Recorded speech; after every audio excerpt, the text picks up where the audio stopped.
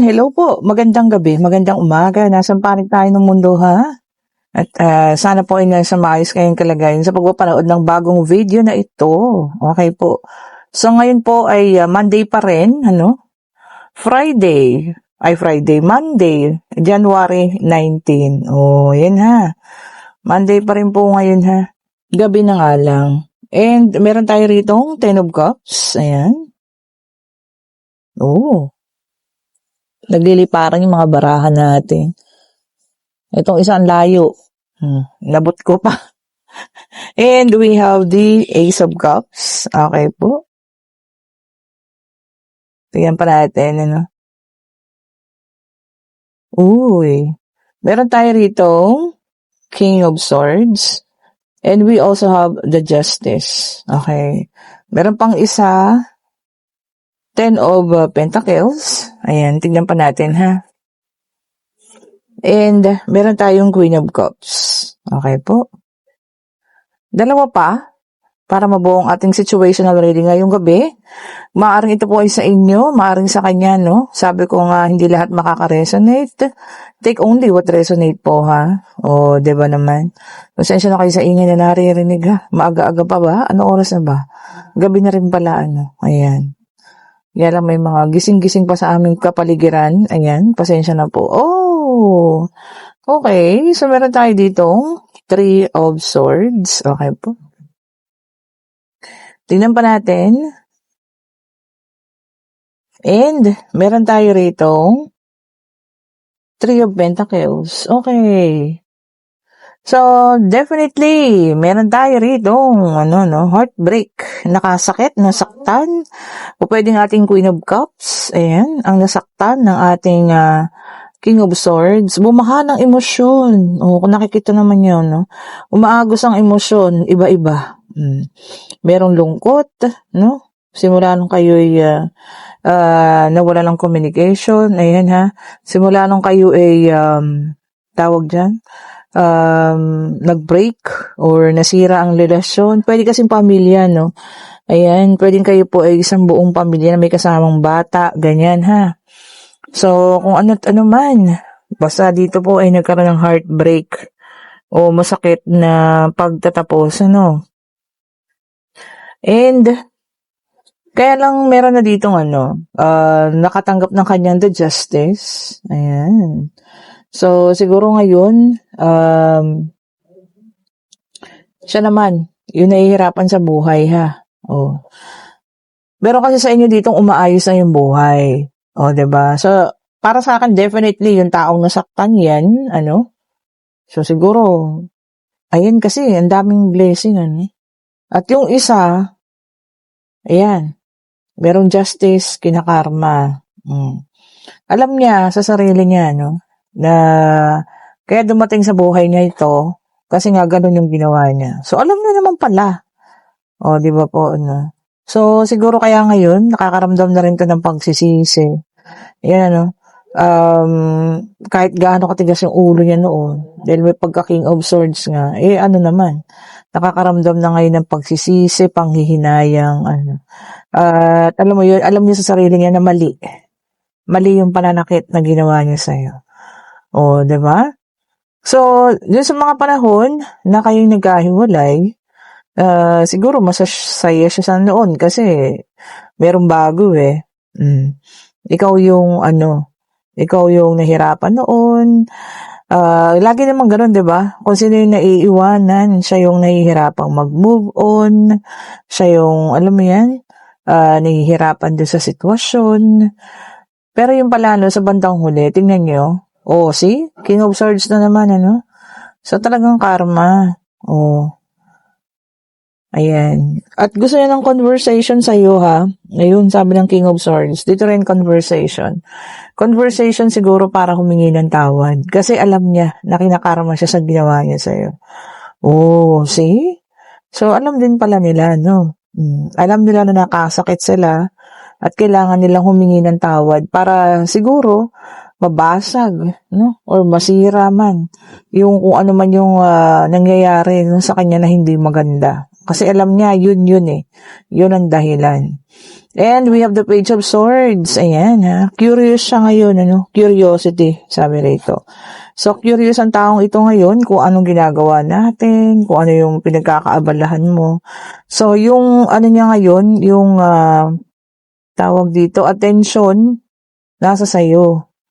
O, 'di ba? Kung dati, feeling rejected ka, kahit na anong pakiusap mo para makapag-usap kayo, hindi niya pinagbibigyan. Pero ngayon, siya pa, yung nagtitingin sa mga, siguro, nagtatanong sa mga kaibigan ninyo or sa social media accounts mo kung ano nang nangyayari sa'yo. So, parang nagiging obsessed na siya sa'yo ngayon, Kasi alam niya nga, nakagawa siya ng kasalanan. And then, we have the Four of Wands here. Ayan. Sabi dito, home. No? Lagi niya naiisip yung kung ano yung inalisan niya. Pwedeng literal na yung bahay ninyo. Pwede rin yung relasyon ninyo. Kasi pag nandoon siya sa'yo, feeling niya na siya ay nasa tama. Feeling niya he is home. O, 'di ba? Pakiramdam niya okay. 'Di ba? Walang hindi magandang So, pakiramdam niya maayos, tahimik. 'Di ba? Pag nandoon siya sa'yo. Oh, yun ang naiisip niya ngayon, ha? And we have the Empress, may dalang number 3. At napapansin niya rin, yung pagbabago mo sa pananamit, ayan, sa pag-iistilo, o, 'di ba? So, talagang ang dami niya nakikita, ha? Na pagbabago or nababago sa iyo. Hindi lang sa buhay mo, kundi pati sa physical. O, see? May dalang number 3 ha, ang ating The Empress, and may dalang number 19 ang The Sun. Ayan. Nakikita niya talaga yung sa ikaw na masaya ka na sa ngayon.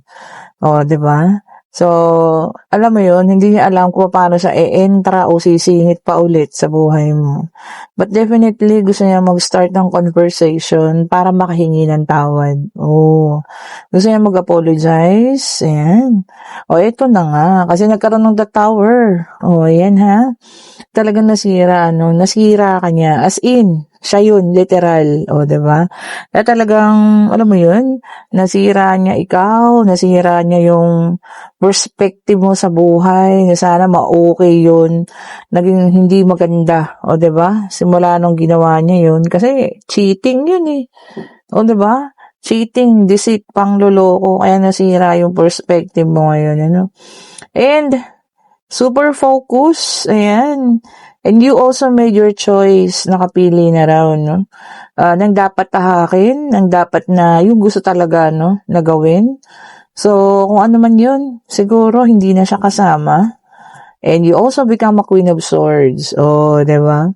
Yun ang maganda ron. Kung ano yung ugali niya na ginawa niya sa'yo, siya rin ugali mo na ngayon, Hindi naman yung hindi magandang pag-ugali, but yung katapangan. Oh, 'di ba? Mas ka na nga, mas bolder, sabi nga nila. Wiser. Oh, 'di ba? At mas matalino ka na rin ngayon. 'Di ba po? I doubt kung makikipag-usap ka sa kanya, ha? Baka pati pakikipag-usap hindi mo papayagan or hindi mo gugustuhin. O, 'di ba? Baka para sa'yo talagang tapos na yung chapter na yun. O, di umasa na lang siya. Kasi ganun din naman ginawa niya sa'yo dati, 'di ba? Nung gusto mo makipag-usap, ayaw niya. O, 'di ba? Feeling ko ngayon ganun din ang gagawin mo, Tatablahin mo. Para maramdaman niya, 'di ba? The feeling of being rejected. Oh. Then, meron tayong the star, air sign, naka-reverse ito, Naku, ito po para sa iba naman, ha. Yung iba sa inyo ay, nawawalan ng tiwala sa sarili. Oh. Sarili nyo na yan, nawawalan pa kayo ng tiwala. Ay, naku. Kailangan mag-ipon ng trust, yan. Pagtiwalaan natin yung ating sarili, kaya. Lagi mong iisipin na kaya mong gawin yan. Na walang hindi makakayanan, lalo na pag ginusto po, ha? Okay po. So, trust yourself po. Pagtiwalaan natin, nakakayanin natin ang lahat ng mga bagay-bagay. And we have the world. This is an earth sign, Taurus, Virgo, and Capricorn. Ayan. Sabi niya rito, accomplishment and completion. Pagkabuo. Oh. So, madami talaga sa inyo, kung sinasabi nga, starting over again. Oh. 'Di ba? Nag-uumpisa, panibago. Kumbaga wala ng titignan sa likuran. O, 'di ba? Talagang naka-focus ngayon sa harapan. Moving forward, sabi nga nila, no? And we have the Six of Swords, air sign, Gemini, Libra, and Aquarius. Ayan. Sabi rito, no, emotions. Ang iba sa iyo nakakaramdam ng iba't ibang emosyon ngayon. Pwedeng kalungkutan, may masaya. Ayan.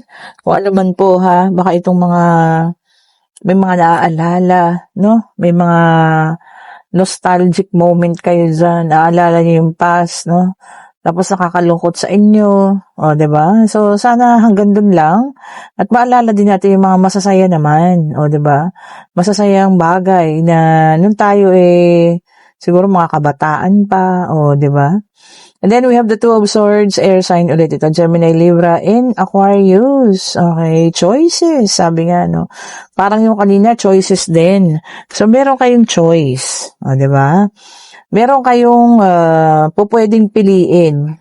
Kaya kung ano man itong nasa sitwasyon kayo ngayon na akala nyo wala nang pagpipilian, meron pa raw po. Meron kayong choice, ha? Meron kayong tawag dito, sariling desisyon. Hindi kayo po pwedeng tawag dyan, sa iba, ha? Pasulsol o kung ano man. May sarili kayong pagpipili. Di ba? And we have the Nine of Cups, water sign naman ito, no? Cancer, Scorpio, and Pisces. So, meron tayo ritong air, earth, water. Sisi fire na lang yung kulang, ha? Wish will come true. May mga hinihiling. Ayan na po, ibibigay na, ha? Sabi nga, lahat naman ng bagay nakukuha natin sa tamang panahon at tamang pagkakataon, Lahat naman po yan, ibibigay ng ating Panginoon. Lalo't alam niya sa higit. Siya lang ang nakakaalam na, alam niyo yun, gustong-gusto niyo yung bagay na yan.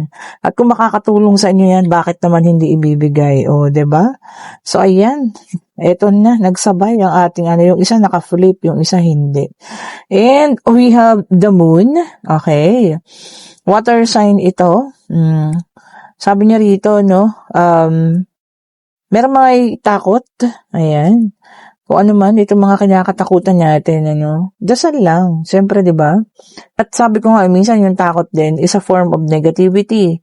So, kung ano man yun, iwakse, alisin natin sa isipan, Kasi baka lalo natin ma-invite yung negativity kapag lagi yun ang iniisip natin. Hindi pa nga nagaganap, di ba? Hindi nga nangyayari, tapos yun naman yung lagi mong naisip. So, parang ini-invite mo, di ba?